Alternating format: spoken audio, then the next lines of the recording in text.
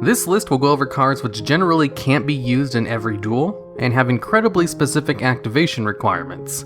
But when those activation requirements are met, the cards do amazing things. And at number 10, we have Card of the Soul. This card can potentially allow you to search out any monster from your deck, except under a very situational circumstance.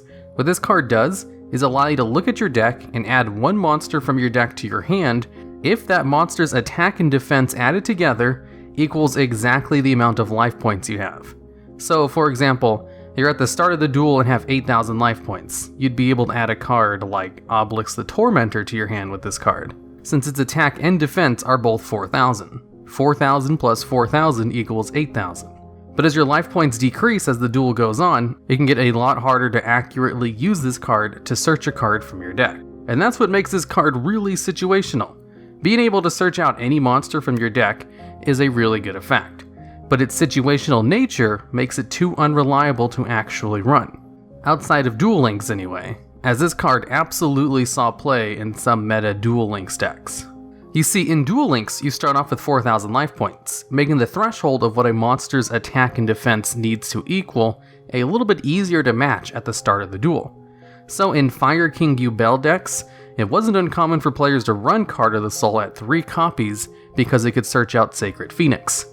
Also, in the earlier days of Duel Links, it was used in handless decks to search out Flash Assailant, and will probably keep seeing use in play as new cards come out which have the magic value of their attack and defense equaling 4,000. And at number 9, we have INFERNO Tempest. This card has the effect to banish all monsters from both players' decks and graveyard, which is a really good effect and can basically win you the game against a lot of decks. The requirement to use this card, though, is immediately after taking 3,000 or more battle damage from one attack. So, back in the day, the easiest way to pull off this card was with Grinder Golem, who could single-handedly set up the scenario in which Inferno Tempest could be used, as it gave your opponent a 3,000 attack monster and gave you 2 tokens with 0 attack, which you could use to just attack into the Grinder Golem and take 3,000 points of damage, which was basically the only use of Grinder Golem before Link monsters came out and made Grinder Golem so good that it's currently banned. Outside of Grinder Golem, one of the better ways to activate this card is still to give your opponent a monster with 3,000 or more attack, which there are 3 kaijus which meet this requirement, and then just attack into it with a 0 attack token or something. And also, if you've ever wondered why Necroface is semi-limited, after all these years of not really doing anything, it's because of cards like Inferno Tempest. At 3 copies of Necroface, if all 3 are banished due to Inferno Tempest's effect, that is a 15 card mill from your opponent's deck. Now, the average deck runs about 20 monster cards.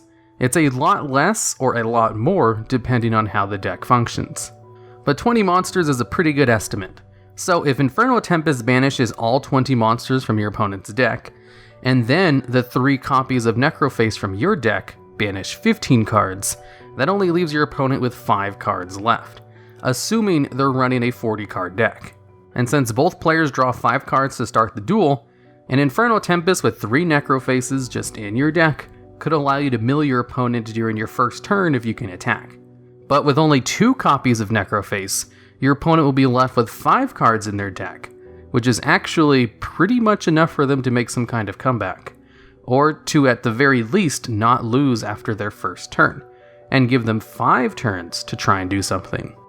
And at number 8, we have Tualatin. This card has the effect that while it's in your hand, during your opponent's battle phase, if all your monsters were destroyed by battle and sent to the graveyard, and you had at least 2 monsters on the field at the start of the battle phase, then you can special summon this card from your hand. And if summoned in this way, you can choose one attribute and destroy all face-up monsters with that attribute, and then it gains a continuous effect where your opponent cannot summon monsters with that attribute. So basically, if a couple of monsters on your side of the field are destroyed by battle, this card gets to come out, destroy some cards, and have like an opposite barrier statue effect. Now, lots of decks like to run a whole bunch of monsters of the same attribute, so against some decks, this can completely shut them down if their entire deck is based around one attribute, which is not uncommon. Against decks that use multiple different attributes, they can still destroy cards and hinder your opponent a little bit, It's just its summoning requirements and activation requirements are kind of hard to pull off, but not impossible, making this a great situational card that isn't as good as some of the other cards that are going to appear in higher spots on the list. Number 7. Rank Up Magic the 7th one. This card has the effect to special summon and exceeds monsters straight from your extra deck. That is a number monster between 101 to 107, and then immediately rank it up to its C version. But in order to activate this card, it needs to have been drawn from your deck during your draw phase, and then activated immediately at the start of your main phase 1. So you have to get lucky and draw this card normally throughout the duel, or find a way to stack it on top of your deck, and then wait for your next turn to draw it normally. Plus, the effect can only be used once per duel. It's a good effect though. One of the good cards to go with this is number C101, since you can get a once per turn absorb one of your opponent's special summon monsters and add it as an Exceeds material, and can special summon itself from the graveyard if it's destroyed with an Exceeds material.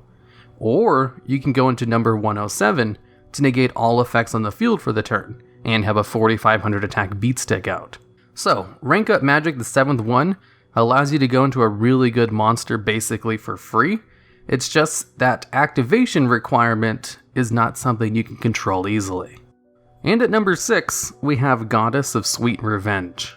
In order to use this card, it needs to be the only card in your hand, and you have to have no cards on your side of the field. And then, if your opponent makes a direct attack while these conditions are fulfilled, you can send this card to the graveyard to destroy all of your opponent's cards and special summon one monster from your deck. There are a couple of good targets for this, depending on which deck you're running. It can be used on Cosmo Dark Destroyer, a Dino Wrestler Prankatops, or if used on Elemental Hero Bubble Man, can allow you to use its second effect to draw 2 cards.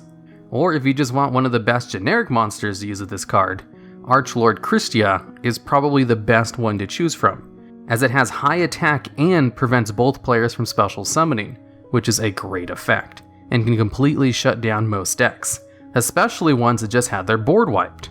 Goddess of Sweet Revenge is a good example of an incredibly situational card, since it does have a good effect.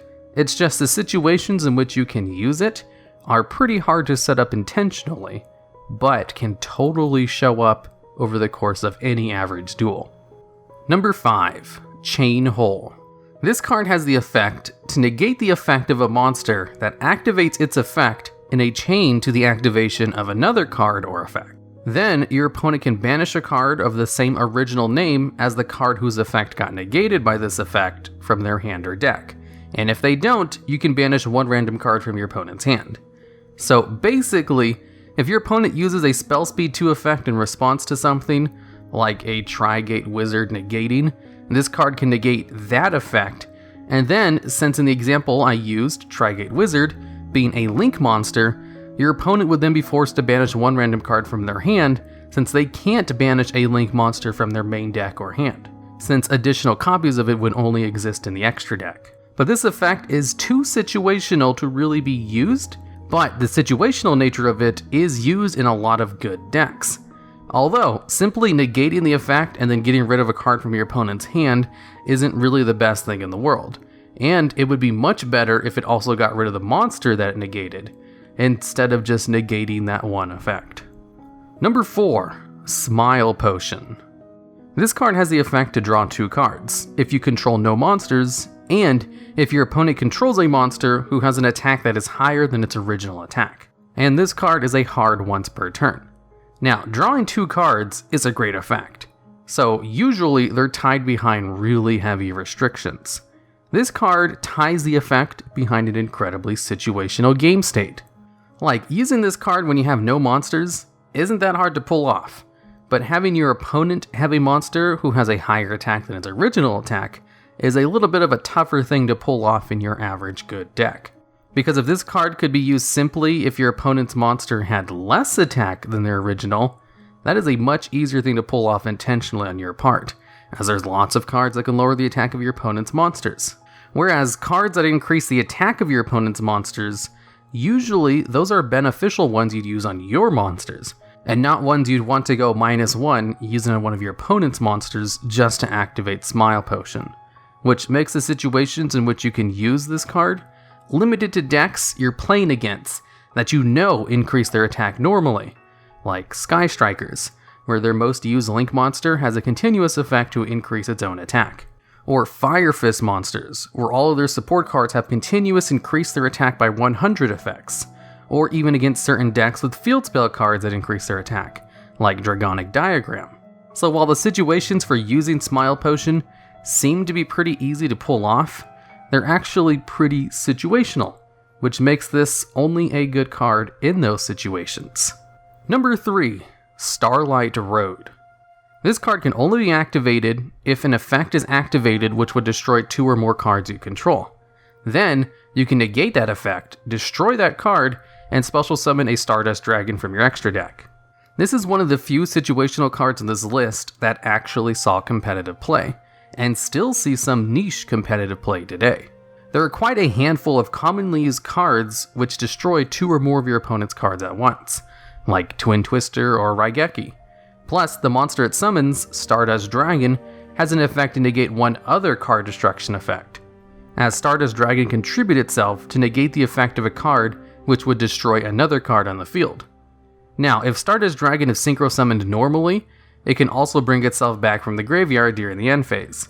But if Stardust Dragon is brought out with Starlight Road, it can't revive itself from the graveyard, so you only get 1 negate from that Stardust Dragon. Because of the way extra deck monsters work, they have to be special summoned properly in order to be special summoned from the graveyard later. It's just one of those hidden rulings that you just have to know about. But even with this restriction to the Stardust Dragon, Starlight Road will still prevent your cards from being destroyed, and destroy the card that was trying to destroy your cards, and brings out a good synchro monster. It's just a win-win, and that's why this card is usually used over The Huge Revolution is Over, which is a counter trap card with the same activation requirement, except instead of special summoning a Stardust after it negates the card, it just banishes the card it negated. And The Huge Revolution is Over is also a good card that sometimes sees play, because its banish component is actually sometimes more useful, depending on which card you're trying to stop. But also with Starlight Road, you can activate the effect yourself if you just want to bring out a Stardust Dragon. If you use a Dark Hole to destroy your own monsters, for example, you can activate Starlight Road to prevent the destruction and then bring out a Stardust Dragon. So this situational card has a little bit of versatility to it as well, and that's what makes it one of the best situational cards. Number 2, Waking the Dragon. If this set card leaves the field because of an opponent's card effect, and is sent to the graveyard or banished, you can special summon 1 monster from your deck or extra deck. Now, what's great about this card is if you set it alongside a lot of your other traps in a trap-heavy deck, and your opponent accidentally destroys it with a Twin Twister or something, then you get a free special summon from your extra deck, and depending on which card you bring out, could potentially win you the game.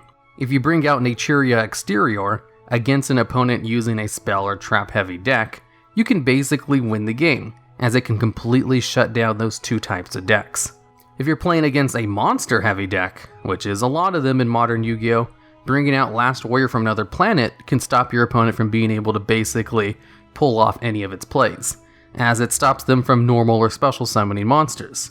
Although, if Waking the Dragon is activated while your opponent already has a board set up, and they're playing a monster-heavy deck, Last Warrior from Another Planet won't do much. So in that case, you can go into Ultimate Falcon. Ultimate Falcon is a 3500 attack beatstick who is unaffected by all other card effects, which means it can beat over basically anything and not have to worry about your opponent getting rid of it, as the only common ways of destroying this card is if they happen to have Utopia the Lightning or Borrelsword Dragon in their extra deck. And if they don't, an Ultimate Falcon can basically win you the game for how hard it is to get rid of. Now, there are other good targets for Waking the Dragon, but these 3 are the best ones and should be mentioned when talking about Waking the Dragon. And at number 1, we have Slash Draw. This card has the effect to discard 1 card from your hand to send a number of cards from the top of your deck to the graveyard equal to the number of cards your opponent controls. Then, you draw 1 card and show it to your opponent, and if the card you drew with this effect was another copy of Slash Draw, you could send it to the graveyard to destroy as many cards in the field as possible, and then inflict 2,000 points of damage to your opponent for each card destroyed by this effect. So, if you destroy 4 cards of this effect, that's 8,000 points of damage, which is enough to win you the game. But if the card you draw is not slash draw, you instead shuffle cards from your graveyard back into your deck, equal to the number of cards sent to the graveyard by this effect. So basically with this card, you have to just get lucky to draw a second copy of slash draw after you mill a whole bunch of cards with its first effect, in order to get its good effect of destroying cards and inflicting 2000 damage for every card in the field. Which made this card too situational, or I guess I should say, too luck-based to ever be viable. Except for the fact that someone found a deck that allowed you to pull off this combo pretty much every time during your first turn. If you played a danger deck with its full draw engine, you could draw through nearly every card in your deck until you had about 4 cards left. If your opponent had 2 or less cards, then you could use Skull Dread in order to draw those last 4 cards and then put the 3 cards back in any order you want, including a second copy of slash draw. With this method, you could reliably activate the good effect of slash draw every time, and it could be done on your first turn, opening up an FTK. And because of the consistency of this slash draw FTK, slash draw got put to limited on the ban list, which is pretty funny because I think this is the first time one of these really situational cards has been put on the ban list because someone found out how to make its situation a consistent situation. Or maybe I could be wrong. Maybe there was another really situational card on the ban list, but currently it's slash draw. And I think it's hilarious that this card that everyone thought was a gimmick when it first came out actually ended up being used in an FTK deck that was consistent. And that's why it is the best situational card on this list. Alright, and that's it for this list. There's obviously a ton of other really situational cards that could have made this list, and if you know any particularly good ones that I missed, I'd love to hear about them, as well as ideas for future videos just like this one down in the comments.